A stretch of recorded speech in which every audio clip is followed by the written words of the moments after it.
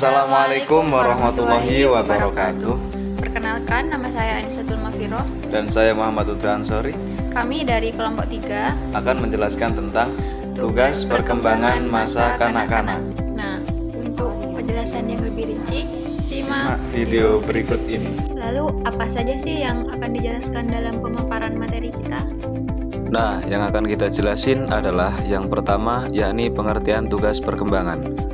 Pengertian tugas perkembangan adalah tugas yang muncul pada kurun waktu tertentu, yang apabila tugas tersebut dapat diselesaikan, maka akan membawa kesuksesan pada tugas berikutnya.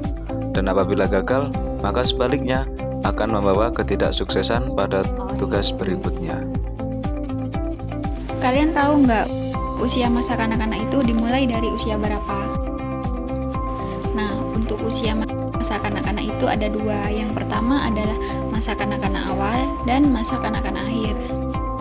Dan untuk umur masa kanak-kanak awal itu dimulai dari usia 2-6 tahun, dan untuk kanak-kanak akhir itu dimulai dari 6-12 atau 13 tahun. Adapun ciri-ciri usia kanak-kanak awal adalah yang pertama, pada usia ini mengandung masalah usia sulit, yang kedua usia bermain, yang ketiga usia prasekolah, yang keempat usia belajar berkelompok, yang kelima usia menjelajah dan bertahan, dan yang keenam usia meniru dan kreatif. Nah, untuk tugas kanak-kanak awal adalah yang pertama adalah toilet training. Nah, untuk toilet training, hakikat tugas yang harus dipelajari anak yaitu buang air kecil dan buang air besar yang bisa diterima secara sosial. Toilet training yang berhasil dapat membentuk anak yang berhati-hati, dapat menguasai dirinya, mendapatkan pandangan jauh ke depan, dan dapat berdiri sendiri. Dan yang kedua adalah membedakan jenis kelamin. Melalui pengamatan, anak dapat melihat tingkah laku, bentuk fisik, dan pakaian yang berbeda antara jenis kelamin yang satu dengan yang lain. Dengan cara tersebut, anak dapat mengenal perbedaan anatomis pria dan wanita. Anak menaruh perhatian besar terhadap jenis kelamin itu berjalan dengan normal, maka orang tua perlu memperlakukan anaknya baik dalam memberikan alat kelamin, pakaian, maupun aspek lainnya sesuai dengan jenis kelamin anak. Dan yang ketiga adalah belajar mencapai stabilitas jasmania fisiologi. Keadaan jasmani anak sangat labil apabila dibandingkan dengan orang dewasa. Anak cepat sekali merasakan perubahan suhu sehingga temperatur badannya mudah berubah. Untuk mencapai kestabilan jasmani, bagi anak diperlukan waktu sampai usia 5 tahun.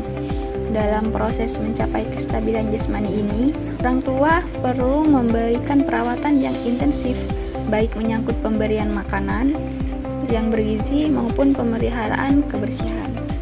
Dan yang keempat adalah membentuk konsep sederhana, kenyataan sosial, dan alam.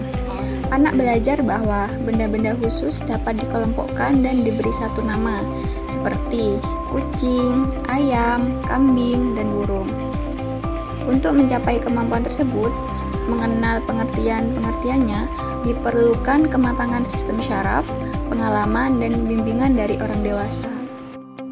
Dan yang kelima adalah belajar mengadakan hubungan emosional dengan orang tua dan orang lain. Anak mengadakan hubungan dengan orang-orang yang ada di sekitarnya menggunakan berbagai cara, yaitu dengan isyarat, menirukan, dan menggunakan bahasa. Tugas perkembangan kanak-kanak awal menurut Harlock. Tugas perkembangan kanak-kanak awal menurut Harlock adalah 1. Belajar keterampilan fisik yang diperlukan untuk bermain. 2. Membina sikap yang sehat, positif terhadap diri sendiri sebagai seorang individu yang berkembang seperti kesadaran tentang harga diri dan kemampuan diri. 3. Belajar bergaul dengan teman-teman sebaya sesuai dengan etika moral yang berkembang di masyarakat. 4. Belajar memainkan peran sesuai dengan jenis kelamin. 5. Mengembangkan dasar-dasar keterampilan membaca, menulis, dan menghitung. 6. Mengembangkan konsep yang diperlukan dalam kehidupan sehari-hari. 7. Mengembangkan sikap objektif, baik positif dan negatif terhadap kelompok dan masyarakat. Dan yang terakhir, belajar mencapai kemerdekaan atau kebebasan pribadi sehingga menjadi diri sendiri, mandiri, dan bertanggung jawab. Nah, yang selanjutnya adalah ciri-ciri masa kanak-kanak akhir. Yang pertama yakni berkelompok, yang kedua mengembangkan keterampilan sosial, yang ketiga pertumbuhan fisik yang stabil. Dan yang keempat adalah keterampilan gerak yang meningkat, yang kelima adalah berani berpendapat, dan yang keenam adalah kode moral dipengaruhi oleh kelompok. Selanjutnya adalah tugas perkembangan pada masa kanak-kanak akhir.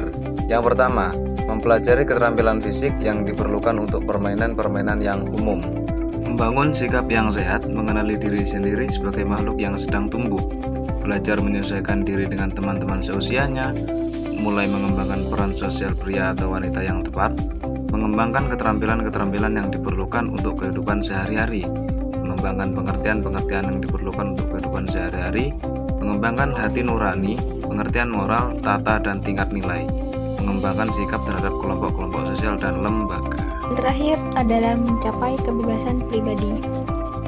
Tugas perkembangan pada masa kanak-kanak akhir, yang pertama adalah membangun sikap sehat, yang kedua belajar untuk menyesuaikan diri, yang ketiga membangun peran sosial, yang keempat mengembangkan keterampilan, yang kelima mengembangkan perhatian, yang keenam mengembangkan hati nurani dan moral, yang ketujuh mengembangkan sikap terhadap kelompok sosial, dan yang terakhir adalah mencapai keterbatasan pribadi. Nah, selanjutnya adalah permasalahan terhadap perkembangan masa kanak-kanak akhir. Permasalahan ini ada dua. Yang pertama, kesulitan belajar, baik di situ akademis, simbolik maupun non-simbolik. Dan yang kedua, masalah belajar karena adanya gangguan emosional. Selanjutnya, yakni aspek pada perkembangan masa kanak-kanak akhir. Yang pertama adalah fisik, yang kedua adalah kognitif, dan yang ketiga berbicara. Yang keempat, kegiatan bermain, yang kelima moral, dan yang keenam minat membaca. Manfaat mempelajari perkembangan masa kanak-kanak bagi orang tua dan guru, yang pertama adalah membantu proses pembelajaran. Guru yang memahami perkembangan peserta didik dapat memilih lingkungan belajar yang tepat dan merencanakan kegiatan yang sesuai dengan tingkat energi, perhatian, dan toleransi siswa. Selanjutnya yakni membantu proses pembimbingan anak. Selanjutnya membantu memperkuat perkembangan anak. Orang tua yang secara teratur berkomunikasi dengan anak dan terlibat dalam pembelajaran dapat memperkuat perkembangan anak mereka di rumah. Selanjutnya yakni membantu memahami perilaku diri sendiri maupun orang lain. Psikologi perkembangan dapat membantu memperkirakan perilaku dari diri sendiri maupun orang lain. Baik, yang terakhir yakni membantu memahami pola umum perkembangan anak. Psikologi perkembangan dapat membantu memahami pola umum perkembangan dan pertumbuhan anak, baik pada masa kanak-kanak awal yakni usia 2-6 tahun maupun pada masa kanak-kanak akhir yakni usia 6-13 tahun. Baik, itulah paparan materi yang dapat kami sampaikan. Kurang lebihnya mohon maaf, kami akhiri. Wallahul muwaffiq ila aqwamit thoriq. Wassalamualaikum warahmatullahi wabarakatuh.